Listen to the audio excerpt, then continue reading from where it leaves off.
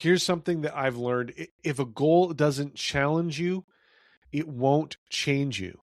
Let me say that again. If it doesn't challenge you, it's not going to change you. If it doesn't wake up something inside of you and get you fired up, you won't be able to sustain it.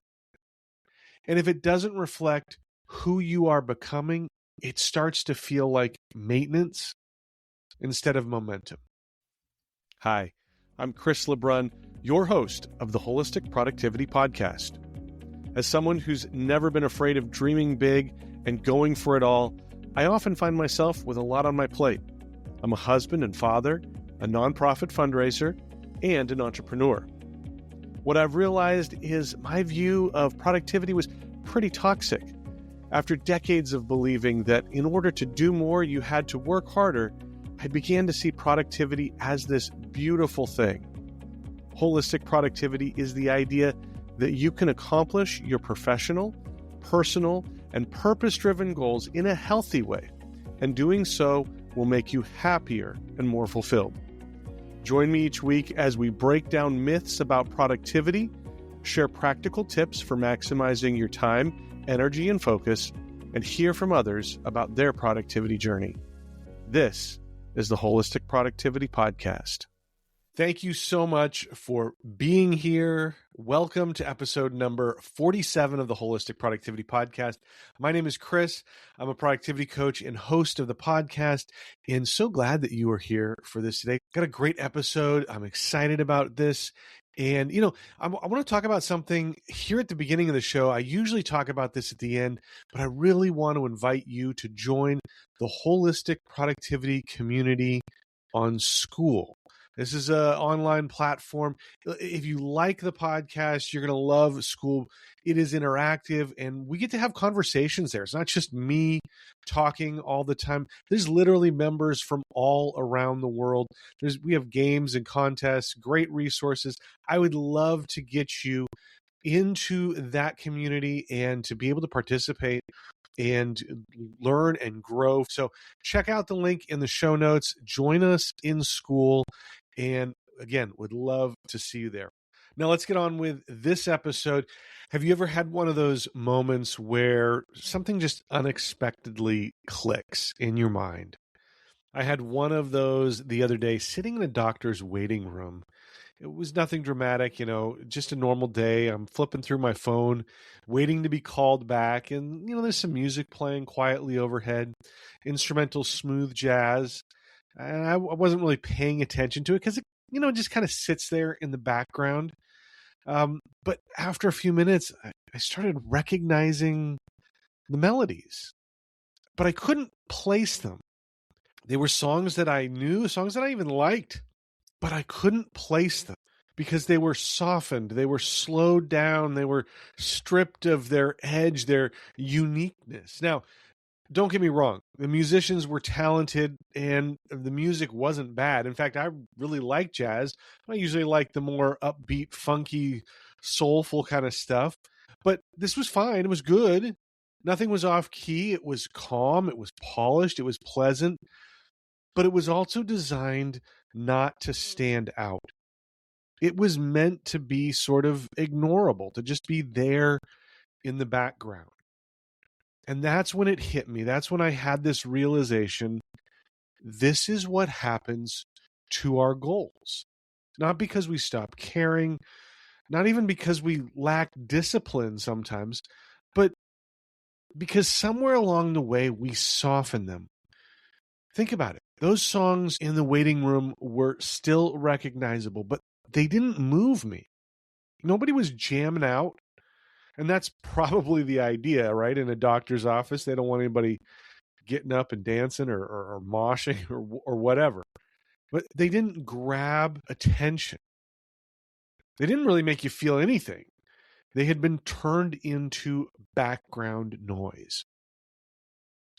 And I started wondering how many of our goals have gone through that same process. They're still there.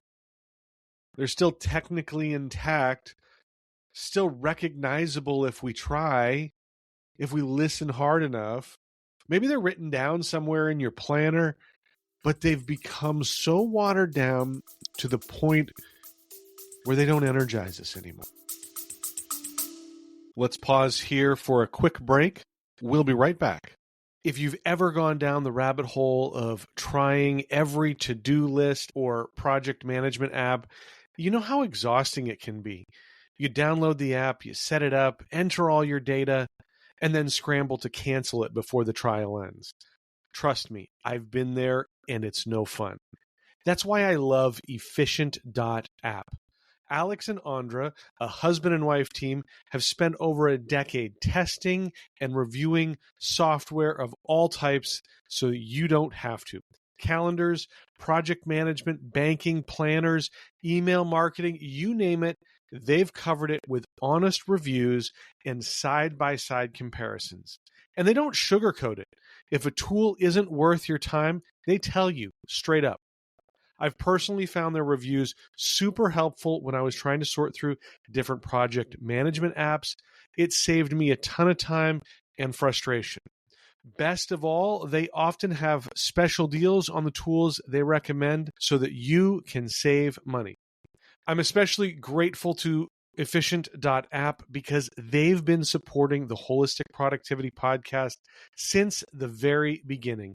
The best way to check them out and support the podcast is through the link in the show notes.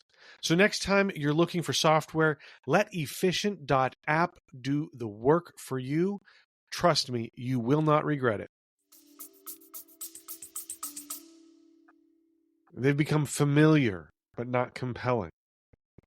Safe, but not exciting. Expected, but not transformative. Here's what I realized. Most of us don't abandon our goals, we dilute them. And once a goal becomes background noise, it stops directing your life. Now, we've all had those goals, right? The ones that energize us. They captivate our thoughts no matter what else is going on. And when we're working towards them, when we're working on them, we just feel like time disappears. I've been stuck downstairs here working on stuff, and I'm look at the clock and I'm like, oh my goodness, it's after midnight. Or, I've worked on this for 5 hours. Was going to work on it for an hour. These are the goals that we achieve, right? Is it because they're more important or better for us? No, not really. It's because they move us. Because the rhythm of the goal pulls us in and gets us fired up. But somewhere those goals begin to lose their ability to fire us up. And maybe it's because they take longer to achieve than we thought they would. Maybe somebody tells us that we shouldn't be chasing our dreams and we begin to listen to them. Maybe life gets a little bit lifey and circumstances begin to crowd out the thing that used to crowd out everything else. I've had some life situations here. I talked about that a couple of weeks ago. It's been hard to keep goals moving forward when life happens. But those hard-hitting, edgy goals that used to move us somewhere, somehow can turn into something in the background that we sort of recognize. Now, here's the important part, and I want you to understand this. We don't do this because we're lazy. We do it because we're human. It makes complete sense why goals get softened over time. We don't want to disappoint ourselves. We don't want to disrupt routines that have begun to feel comfortable. We don't want to explain to other people why we're dreaming bigger than expected or that they expect us to, right? Not that we expect to. I've got a dream right now that's going around in my head. It's been a dream of mine for most of my life, probably since I was 10 years old. And I want to tell everybody, I want to announce it to the world and say, hey, this is what I'm planning to do over the next year. But then something whispers, is that too soon? Maybe you should wait. Maybe it's not going to happen. Maybe something is going to come up. Maybe life is going to continue to be, life, and you're not going to be able to actually do that. That's when the dream can start to fade. We don't want to risk failure. So what happens? We start adjusting the goal. We try to make it more practical or manageable or more realistic. And those things sound responsible, right? Maybe we start listening to other people or what we think other people's expectations of us are, and we start paying attention to that.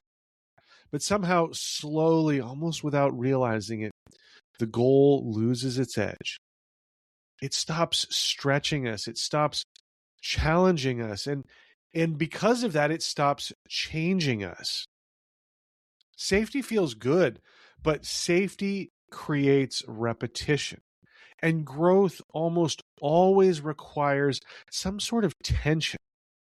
This is where people get stuck. And so we do what we think we're supposed to do. We stay busy. We check off the boxes and get things done. We try to stay active, hoping that that will make us productive. But something feels off. Because there's a difference between being productive and moving forward. Here's something that I've learned. If a goal doesn't challenge you, it won't change you. Let me say that again. If it doesn't challenge you, it's not going to change you. If it doesn't wake up something inside of you and get you fired up, you won't be able to sustain it. And if it doesn't reflect who you are becoming, it starts to feel like maintenance instead of momentum. That's when people start saying things like, I feel stuck. I feel like I've plateaued. Again, it's not necessarily a motivation problem. Sometimes it's a clarity problem. Sometimes the goal just got too quiet to lead you anywhere. And this is where I think we've gotten the conversation wrong in the productivity world. Our natural inclination is to dig in and work harder. And that's what you hear from a lot of people talking about productivity. Just do more, work harder. But the answer isn't to push harder. It's not to add more to your plate. It's not to fill every hour of your day. I believe the real shift comes from alignment, goals that reflect who you are and who you're becoming. Systems that support your values and not just your obligations. That's why I talk about aligning your goals with your values. And this is where the idea of dream big, plan smart, live fully really comes into play. Dreaming big is about possibility because so many times we play it small. We don't look at everything that is out there and we think, what's possible? And so we do that rather than really what is going to excite us and move us. Plan smart is about the structure that we build, the systems that we put in place, because it's one thing to have a big dream and to run after that. But if we don't have a plan or a system in place, we can fail. And then living fully is about alignment. Again, aligning the goals that we set with the values that we have, the things that make us who we are deep down inside. When your goals are aligned with your identity, progress stops feeling forced. It begins to feel natural. Now, let me give you a few questions that I want you to sit with. You don't have to answer them right now. Maybe write them down and come back to them later. If you're in the car listening, don't write them down, but come back later and answer these questions. Does this goal still excite me? Or has it become something that I can complete on autopilot? Question number 2, does this goal reflect who I am or who I think I'm supposed to be? Question number 3, am I pursuing growth or just staying busy? Man, that is a question that I have had to ask myself many times. Am I just staying busy or am I pursuing growth? Question number 4, have I softened this goal so much that it no longer stretches me? If any of those questions make you feel even just a little bit uncomfortable, that's actually a good sign. That discomfort means that you're paying attention again. Let's go back to that waiting room for a second. The smooth jazz is there for a reason. It serves a purpose. It's meant to sit in the background. It's designed to be calm and pleasant and non-disruptive. But your goals were never meant to live in the background of your life. They're designed to stir something inside you. They are something that should require growth, that should be allowed to shape a different version of you. And here's the important distinction. They don't have to be louder. They don't have to be flashier. They just have to be clearer. Because when clarity comes back, energy. Let's pause here for a quick break. We'll be right back. Living with pain is no fun at all. Whether it's sore muscles from a workout, nagging joints, or even stress that just won't leave you alone. That's why I love Little Golden Shepherd. They make all natural butters from organic herbs and essential oils, formulated to ease pain, reduce stress, and even soothe sensitive skin. I use the muscle butter after tough workouts, and the joint butter is perfect for my knees, which somehow were bad even when I was a kid. I'm so grateful to have Little Golden Shepherd sponsoring the Wholistic Productivity Podcast. The way they support the show is super simple. Every time you shop through the link in the show notes, a portion of your order helps keep this podcast going. And here's the best part. If you use the promo code WHOLEPROD, you'll save 15% on your first order. That's promo code WHOLEPROD, WHOLPROD. Try Little Golden Shepherd today. You're going to love it as much as I do, and your muscles will too. Follows. If you've been feeling plateaued or unfocused or like you're capable of more, you are. And it might not be your effort that's holding you back. It might be your dilution. I didn't say delusion, dilution, right? Maybe somewhere along the way that goal once meant something, but it's gotten softened until it faded into the background. So here's one simple challenge for you this week. Pick a goal, just one. It can be a professional goal, a personal goal, or a purpose-driven goal. But ask yourself, is this still playing at full volume in my life? Or has it become background noise? You don't need more discipline. You might just need to turn the volume back up. And if you're ready to do that, I would love for you to book a free 20-minute strategy call with me. I'd love to hear about your goals. I'd love to hear about the goals that used to move you, but now are just sort of there in the background. They've faded a little bit, or they've been forgotten altogether. And there's a link in the show notes, and you can book time on my calendar. It's only 20 minutes. It's absolutely free. There's nothing else that you will have to do.